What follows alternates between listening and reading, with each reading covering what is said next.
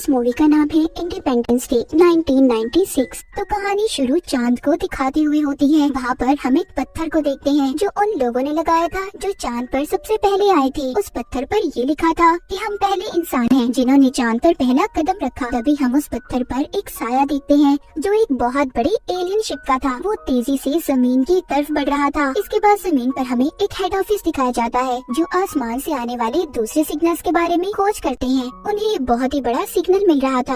वहाँ पर जो लड़का था वो जल्दी से अपने सीनियर को कॉल करता है। उन सबको ऐसा लग रहा था कि ये सिग्नल्स किसी शिप के हैं जो दूसरे शहर ने भेजा होगा, पर रडार में इन्हें कोई शिप नजर नहीं आता। जल्दी पता चल गया था कि ये सिग्नल्स कहीं और से नहीं बल्कि आसमान पर चांद से आ रही है। अब ये जल्दी से आर्मी वालों को भी इस बात की खबर देते हैं। वो उन्हें बताते हैं कि जो भी चीज है बहुत बड़ी है। इसका साइज चांद के चौथाई हिस्से जितना है। आर्मी वाले कहते हैं क्या पता ये कोई नॉर्मल सा स्पेसशिप हो। वो कहते हैं नहीं, ये स्पेसशिप बार बार रुक रही है। अब ये बात सुनकर सबके सब डर गई थी। व्हाइट हाउस में प्रेसिडेंट भी इस बात से बहुत परेशान थे। उन्हें भी समझ नहीं आ रहा था कि आखिर ये चीज हो क्या सकती है। आर्मी वाले प्रेसिडेंट को बताते हैं ये चीज एक जगह पर रुक गई है और अलग अलग 36 टुकड़ों में फैलती जा रही है। हो सकता है कि ये 25 मिनट के अंदर हमारी जमीन पर भी आ जाए। तभी कुछ ही देर बाद अलग अलग शहरों से ये खबरें आना शुरू हो गई थी कि उन्होंने आसमान पर आके बादलों को देखा है और ये बादल वही थे जो अलग अलग टुकड़ों में फैल गए थे। तभी थोड़ी ही देर बाद एक टुकड़ा मॉस्को शहर की तरफ भी बढ़ना शुरू कर देता है।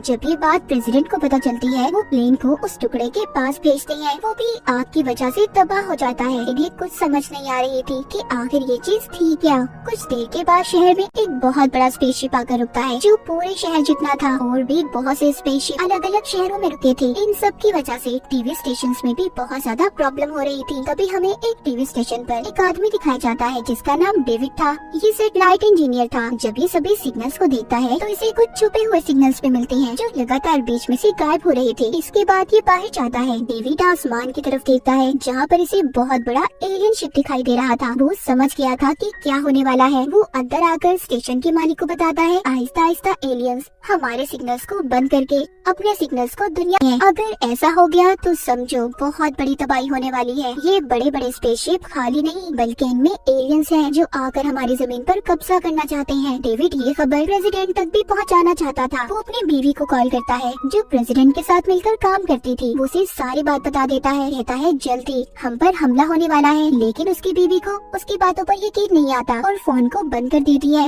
मगर डेविड जानता था इस बात को प्रेसिडेंट तक पहुंचाना कितना जरूरी था। इसीलिए वो अपने डैड के साथ वॉशिंगटन डीसी निकल जाता है जहाँ पर व्हाइट हाउस था। वो पहुंचकर अपनी बीवी को कॉल करता है जिसकी मदद से वो प्रेसिडेंट तक पहुंच गया था। वो उन्हें बताता है कि हमारी जमीन गोल है और इसी वजह से एलियंस यहाँ पर आकर एक दूसरे को सिग्नल्स नहीं दे सकते। यही वजह है वो हमारी सैटेलाइट्स का इस्तेमाल कर रहे हैं और बहुत ही जल्दी वो दुनिया को तबाह करने वाले हैं। प्रेसिडेंट किसी बात को ध्यान से नहीं सुनते और वहाँ से चले जाते हैं। अब जब ये लोग व्हाइट हाउस के ऊपर भी एक स्पेसशिप को देखते हैं तो उनके पास अपना हेलीकॉप्टर भेजते हैं ताकि ये एलियन से राब्ता कर सके। मगर इससे पहले ये कुछ करते उस स्पेसशिप में से 2 मिसाइल्स आकर उनके हेलीकॉप्टर्स पर हमला करते हैं। प्रेसिडेंट भी इस बात को समझ गए थे कि एलियंस उनके शहर पर हमला करने आए हैं। डेविड की बात बिल्कुल सच थी। इसीलिए ये सब व्हाइट हाउस छोड़कर निकल जाते हैं। शहर में एक अफरा तफरी थी। सब इधर उधर भाग रहे थे क्योंकि सब के सब काफी डरे हुए थे। तभी वक्त खत्म हो जाता है यानी कि डेविड ने जिस वक्त का अंदाजा लगाया था और उसी वक्त आसमान पर जो स्पेसशिप रुका हुआ था उसके दरवाजे खुलते हैं। उनमें से नीली रोशनी बाहर आ रही थी। सब लोग हैरानी से उस स्पेसशिप की तरफ देखते हैं। अगले ही पल वो स्पेसशिप एक बहुत बड़ा धमाका करता है जिसमें बड़ी से बड़ी बिल्डिंग्स तबाह पर बात हो चुकी थी। प्रेसिडेंट को इस बात का बहुत दुख था। वो सोचते हैं काश मैं डेविड की बातों पर यकीन कर लेता। कितने सारे मासूम लोगों की जान चली गई।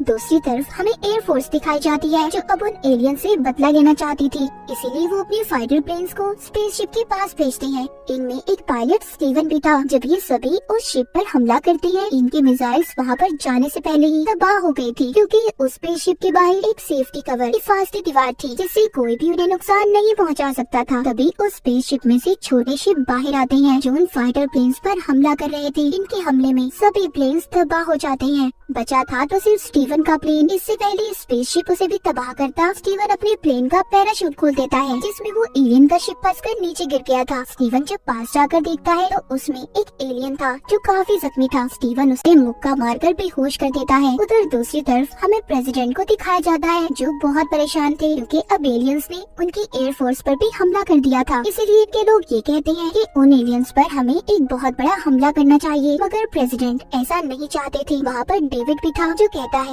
हम ऐसे ही एलियंस पर हमला नहीं कर सकते, ऐसे तो हम अपना शहर खुद ही तबाह कर देंगे। इस बात पर मिनिस्टर को गुस्सा आता है, वो डेविड को जाने का कहते हैं। तभी यहाँ पर डेविड की डैड भी आ गई थी। वो सबको गुस्से से कहते हैं कि तुम्हें पहले ही इन सब के बारे में बताया गया था, तो तुमने लोगों को बचाने का इंतजाम क्यों नहीं किया? तुम जानते थे कि एलियंस का वजूद दुनिया में मौजूद है, तुमने इस बात को कैसे मजाक में लिया? और बहुत सालों पहले एक एलियन शिप क्रैश हुआ था जिसके अंदर एलियंस भी थे जिनको तुमने एरिया 51 के अंदर रखा है। ये बातें सुनकर प्रेसिडेंट कहती है कुछ नहीं है, ऐसा कोई एरिया 51 नहीं है। ये सब बातें सुनकर मिनिस्टर कहते हैं ये बात सच है, ये बिल्कुल सच बोल रही है। ये सब बातें सुनकर प्रेसिडेंट भी हैरान हो गए थे क्योंकि इस बारे में वो कुछ नहीं जानते थे। इस एरिया को सिर्फ आर्मी ही कंट्रोल किया करती थी। ये सब के सब अब एरिया 51 में जाते हैं जहाँ पर जमीन के नीचे एक बहुत बड़ा लैब बनाया गया था। वहाँ पर उसी एलियन शिप को रखा गया था जो बहुत सालों पहले तबाह हुआ था। यहाँ पर लैब में प्रेसिडेंट एक साइंटिस्ट से मिलते हैं। वो बताता है हम कब से इस स्पेसशिप को ठीक करने की कोशिश कर रहे हैं मगर हम इसे ठीक नहीं कर पाए। हालांकि हम इसके बारे में बहुत कुछ जान चुके हैं, लेकिन जब से वो दूसरे स्पेसशिप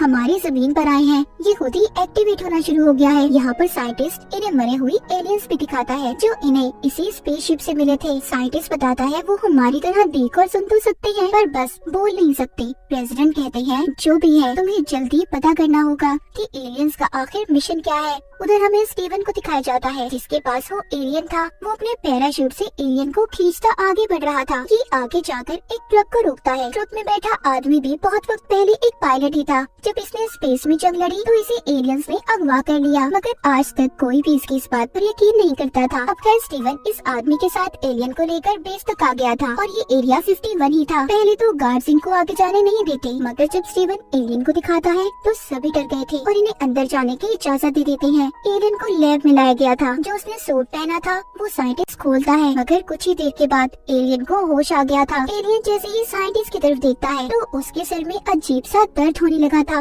इसके बाद एलियन वहाँ पर सबको मार देता है। जब प्रेसिडेंट लैब में आते हैं तो ग्लास के पास उन्हें साइंटिस्ट की लाश मिलती है जिसका गला एलियन ने पकड़ा हुआ था और वो एलियन साइंटिस्ट के गले के जरिए प्रेसिडेंट से बात करता है। कहता है कि मुझे छोड़ दो। वो एलियन से कहते हैं देखो तुम हमसे सुलह कर लो, हम दोनों एक दूसरे से बहुत कुछ सीखेंगे। पर एलियन साफ साफ मना कर देता है। वो कहता है हम सिर्फ तुम्हें मारना चाहते हैं। अब जैसा दर्द साइंटिस्ट के सिर में हुआ था वैसा ही दर्द प्रेसिडेंट के सिर में भी हो रहा था। दरअसल ये एलियन की एक ताकत थी कि कोई भी जब उनकी तरफ देखता था तो वो अपने कंट्रोल में नहीं रहता। इसीलिए प्रेसिडेंट के आदमी एलियन को वहाँ पर मार देते हैं, जिसके बाद प्रेसिडेंट ठीक हो गए थे। अब वो भी समझ जाते हैं कि एलियन आखिर उनसे चाहते क्या है। वो अपने लोगों को बताते हैं कि एलियन हमारी दुनिया पर कब्जा करने आए हैं। वो इसी तरह एक प्लेनेट से दूसरे प्लेनेट पर घूमते रहते हैं और अब हमारे प्लेनेट यानी जमीन की बारी है। अब हमारे पास उन पर हमला करने के अलावा कोई चारा नहीं, इसीलिए ये हमला करते हैं। पर उनके स्पेसशिप की हिफाजती दीवार इनके हमले को रोक लेती है।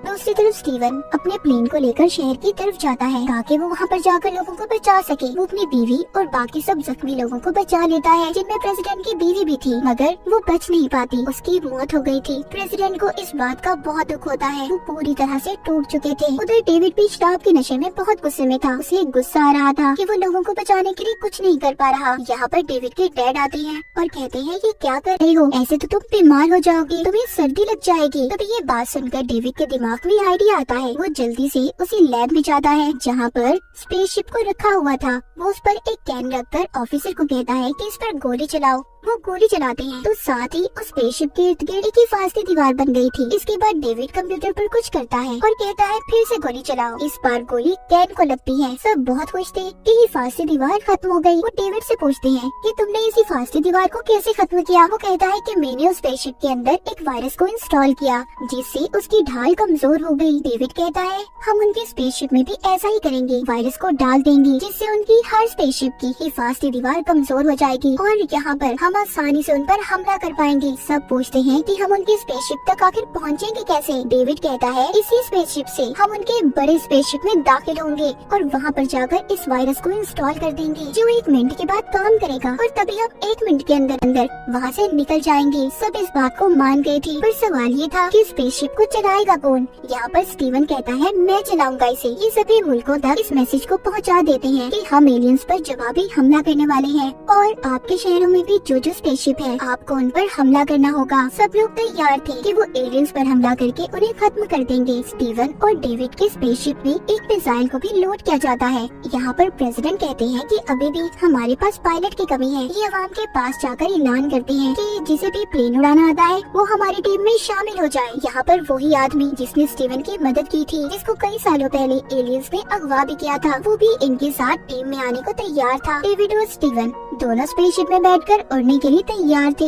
ये उनके सबसे बड़े स्पेसशिप के अंदर दाखिल हो गए थे, जहाँ पर ये देखते हैं एलियंस की बहुत बड़ी तादाद है जो हमला करने की तैयारी कर रही है। इनका स्पेसशिप खुद ही रुक गया था। डेविड वहाँ पर अब वायरस को इंस्टॉल कर देता है। जब वायरस इंस्टॉल हो जाता है तो ये अपनी आर्मी को भी बता देते हैं, इसीलिए बाहर इनके प्लेन्स जमीन वाले स्पेसशिप पर हमला करने के लिए तैयार थे। पहले तो इनके मिसाइल्स काम नहीं करते, मगर दूसरी बार कोशिश करने पर मिसाइल स्पेसशिप पर जाकर लगते हैं। सभी बहुत खुश थे, लेकिन उस बड़े स्पेसशिप में से अब छोटे स्पेसशिप बाहर आते हैं जो उनके प्लेन्स पर हमले कर रहे थे। इस बार वो आदमी जो स्टीवन को मिला था वो अपने प्लेन को उस बड़े स्पेसशिप के साथ टकरा देता है, जिससे बहुत बड़ा धमाका हुआ था। उधर स्टीवन और डेविड एलियन के मदरशिप पर थे, उनका शिप भी वहीं पर फंस गया था। ये दोनों भी फैसला करते हैं कि ये मिसाइल को यहीं पर लोड कर देंगे, चाहे इनकी जान ही क्यों न चली जाए। पर एलियंस को ये अब जिंदा नहीं छोड़ेंगे। जैसे ही मिसाइल कंट्रोल पैनल से टकराता है, इनका स्पेसशिप भी खुद ही छूट गया था। इनके पास इस मदरशिप से निकलने के लिए 30 सेकंड थे। उसका दरवाजा भी बंद होने वाला था।